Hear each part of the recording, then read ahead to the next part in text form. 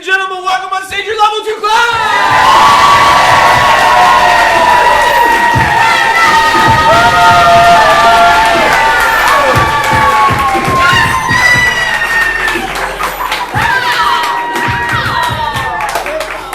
That's a reception. Thank you. My name's Megan. My name is Rose. And we are the teachers from the level 2 class. Class, introduce yourselves. I'm Timbo. I'm Steph. I'm Jen. Great. And we are going to get started tonight. Yes, for this first game, I would like to have 2 people stay up on stage, please. 2 people stay up. All right. This game, ladies and gents, is called New Choice. And the way this game works is that whenever you are doing something, I might ask you to repeat that thing in a different way by ringing the spell. So could you 2 please greet each other by shaking hands? New choice? Awesome!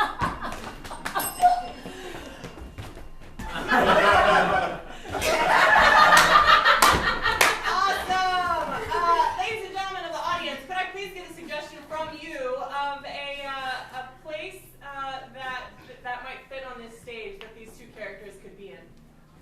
A closet. Keep That's coming. all. Women's bathroom. Mausoleum.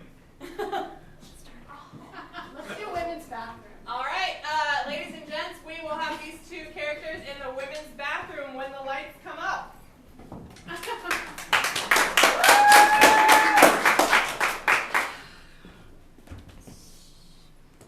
Hey there. Hey, what's going on? Just washing my hands. Yeah, that popcorn really gets you greasy. Another thing that gets you greasy. Yeah, that lube, it really gets you greasy. What are you doing there? Yeah, that bacon oil really gets you greasy. Sure does. After a good barbecue with bacon, you gotta wash your hands. Yeah, for sure. What else are you making for the barbecue today? Well, I've got some sausages ready to go. Okay. I've got some pineapples I'm going to be roasting here. Nice. Some kebabs. It's going to be delightful. I love a nice kebab. Yeah. So, Another reaction to that? I mean, why do you like kebabs? I get why I like kebabs. It's part of my culture. But what about you?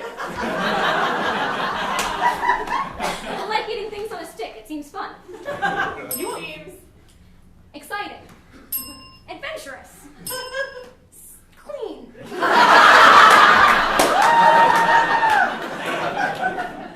You know what? I'm glad that you understand the merits of eating food on a stick. I appreciate your food on the stick. Yeah. All right. Well, man, you know, it's been a long time since I've seen you around these parts. Where have you been? Here and there. You know, another place. in Arkansas. Arkansas! It's beautiful this time of year. You really gotta get there. My God, the mountains, the water. The pineapple farms. Another place. The apple orchards. The coal mines. Oh, so you're familiar with the coal mine? Oh yes, they're delightful. You must have been then. It's like exfoliating your lungs. It's like what? It's like getting a mud bath. It's like dying of asphyxiation.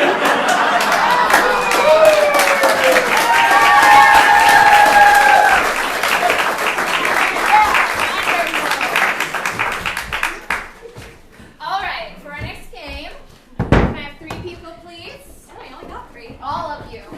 All 3 mighty musketeers.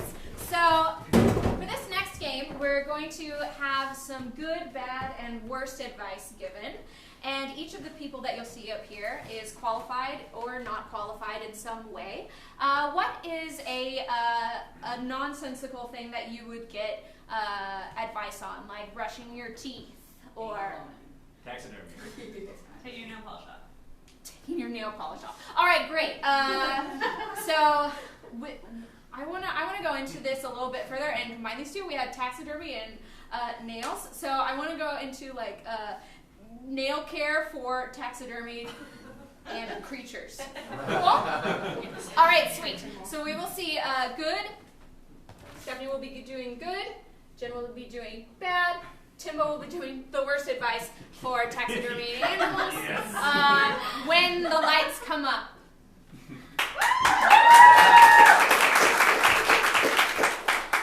Welcome back to Tiffany's Taxidermists, and I am your host, Tiffany, and today we have three very distinguished guests with us, and they are going to be giving us some wonderful advice about the nail care of animals. And if I could just have each of you introduce yourselves and list your qualifications, that would be most appreciated. My name is Sven. I am a professional taxidermist. Oh, that's all. Well,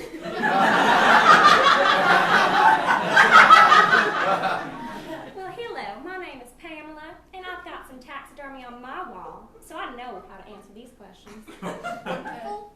My name is John Johnson. I am definitely a human. Wonderful, John Johnson. Thank you so much for coming with us tonight. So, let's see, what's our first question? Our first question we have from our mail-in audience is, what is it that inspires your creativity regarding the taxidermy of animals and their nails? Well, I believe that all animals deserve to be represented after they are gone. And I believe that they all have a sense of fashion, and they want, many of them would prefer to have the blue, the green, the different color nails, and so I've dedicated my life to specializing in acrylics and in the gels for the animals. I bet they would have loved it. Well, I just think they're just the darndest things. They're so pretty, and I like to keep my nails and my hair nice. So I know that when I do it for my little cat, Miss Prissy, I know she likes it. As a human, I am familiar with all aspects of human culture, and the best part about deceased animal nails is absorbing the keratin into your digestive tract.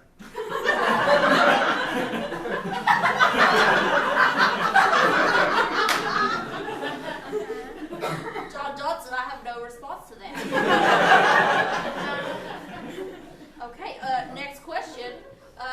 What in your childhood elicited the drive to become a professional artistic taxidermist? But where I live, there are no birds, there are no animals anywhere. I just saw them on the National Geographic Channel. You live on a desolate island? I live in the Antarctica, but in a very, very isolated pyramid of snow ice. That's very intriguing. On the fish fees, as soon as they get close by. So I saw on the TV, through the satellite, that there are animals, the beautiful animals all over the world. Thank you. Well, for me, it started as a childhood. I had Miss Prissy. She died, but I was so sad. I had to keep her forever. So my parents got her taxidermied, and she was my best friend every day since. I do her nails, we do it every Friday, change that color up. I don't know how healthy that is emotionally. You might be right. Jim Johnson? My human name is John Johnson. John Johnson. Thank you for correcting me. Can we edit that out? Okay, great. When I was a young organism, I expressed interest in the bodies of deceased creatures of all sorts, especially the fingernails. Just the way they can be used for self-defense, for hunting, for adornment. They're so incredibly versatile, and I'm definitely a human. Can we edit that out?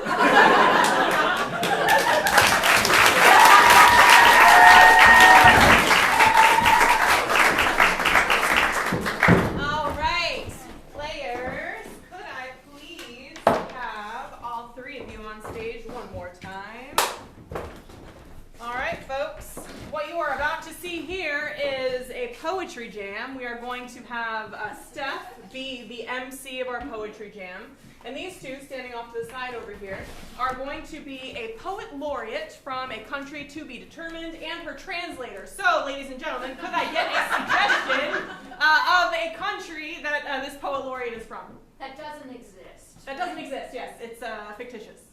Wakanda. Glockenspiel.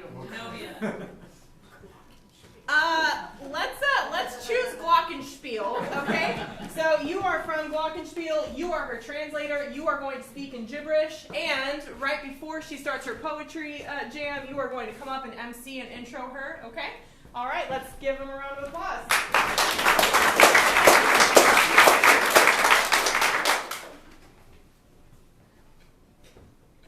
Hello everyone, we have an amazing show for you this evening. Many poets from around the world, laureates.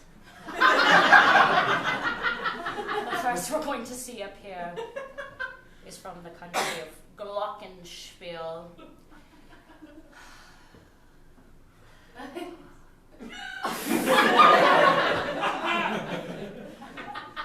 When this young poet first started, all she had was chalk and parchment, but now she has a ballpoint pen and she has come here to read for you what she has written down with this technological advancement.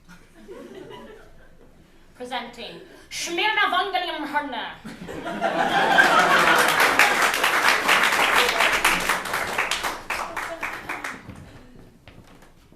Glockenheimen Schnumennamen. The sunset over the mountains. Guggen Schnuggen Minnemann. The smell of fresh pie. Schnuggen Bingenmang. The smell of my brother.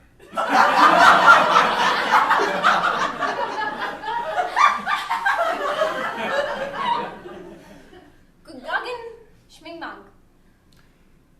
And my cat. Schmingnong. Jing Shishang Kigaman. They would fight so terribly, my brother and my cat.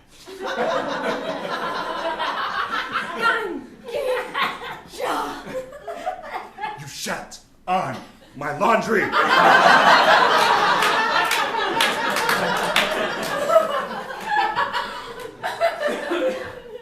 Guggen Reichen Schmein.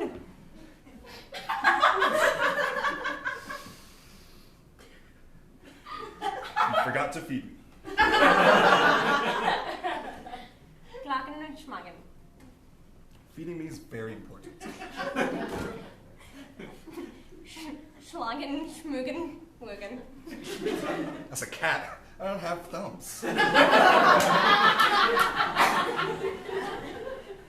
Jing Shang Bingba. I don't have a way to open this big box of cat food. Meow, meow. As your brother, I think it's very important that I take care of your cat, and even though I have problems with the cat, because I love you, I will take care of it, the little bastard.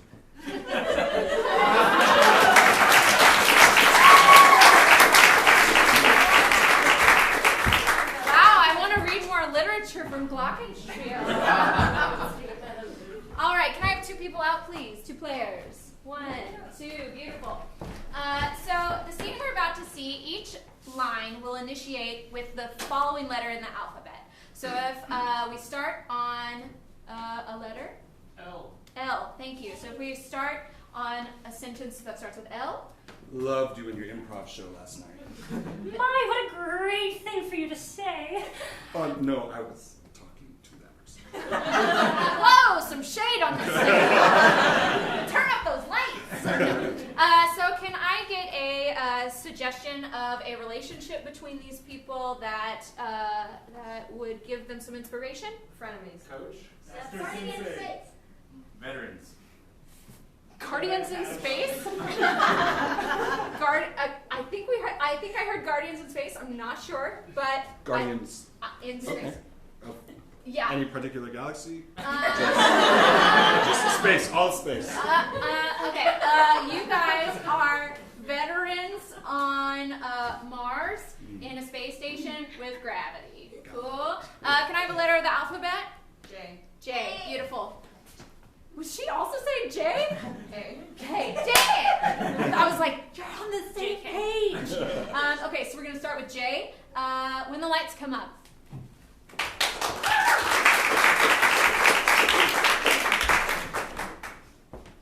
Julia, did you remember to refill the oxygen tanks?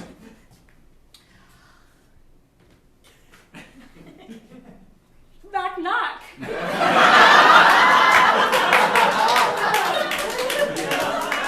Let me think how this old Earth joke used to go. Who's there? Man, that's a good one. So I did remember to do that. I just wanted to, distract you with some humor while I had already had that done. Now, I'm feeling somewhat nervous that you're so lackadaisical about, so you definitely refilled the oxygen tanks. Oh man, why do you always do this? You're constantly on my back, thinking I haven't done things that I've clearly already done. Pretty important is oxygen. Quick look, it's a comet! Really? I don't see it. What's going on?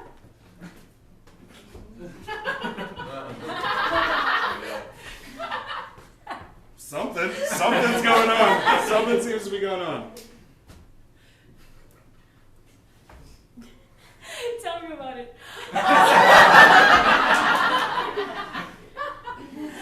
All that purple light coming over there from that direction, I'm not sure. Okay, unless that is a quasar about to destroy the planet, like quasars do. That's what they do, obviously. I think you're trying to distract me from the fact that you keep forgetting to refill the oxygen and we really need it. Veritably, I have done all that I was asked to do. What else has been going on? Well, xenophobia is a pretty bad thing. Everybody's discriminating against the folks from Mercury. Yes, xenophobia's gotten way worse now that there's actual aliens. But it really brought humans together. There's way less interhuman racism. So it's kind of nice.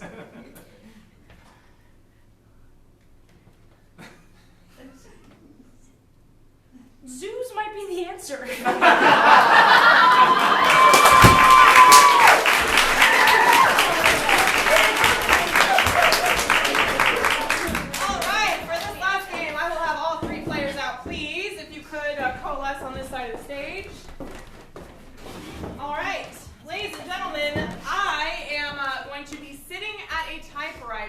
Narrating a story that I am writing in the present, and these folks are going to be acting out that story as I write it.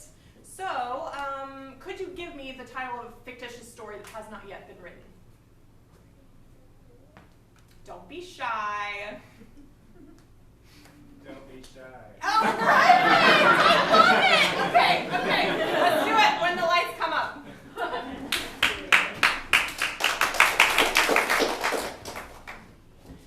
And so the sun was setting outside my window, and I looked out and saw how it was dipping below the horizon, and I thought, nothing has ever been as sad as the sun as it says goodbye to the day. Slowly, tears started rolling out of my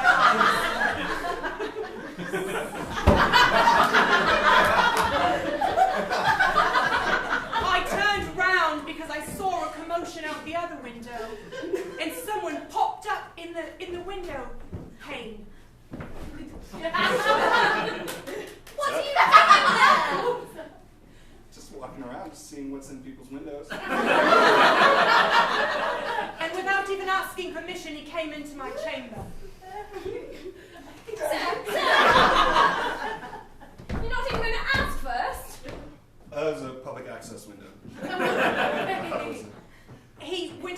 me he was there for a very important mission. I'm really hungry. And food is essential to survival. Do you have any Cheetos? I suppose I can have someone fetch you some Cheetos if it's of the utmost importance. Yes. Sylvia, can you get us some Cheetos? This man needs some. All of a sudden, Sylvia, the chambermaid, came bustling into the room. Whoa, whoa, whoa. I have Cheetos for you. Are these Cheetos that you need? I was going to die from lack of Cheetos, and now I feel like you've saved my life. I need a wet nap after that. I always get orange on my fingers. That's a fantastic idea, but let me just... Actually, I'm just going to save some of these for later. All right. Okay. I have a Ziploc bag if you want one. I feel like we're past that now. He had orange Cheeto dust all over his face, but as I stared at him, I couldn't help but think that he was still quite dashing. Orange really is your colour.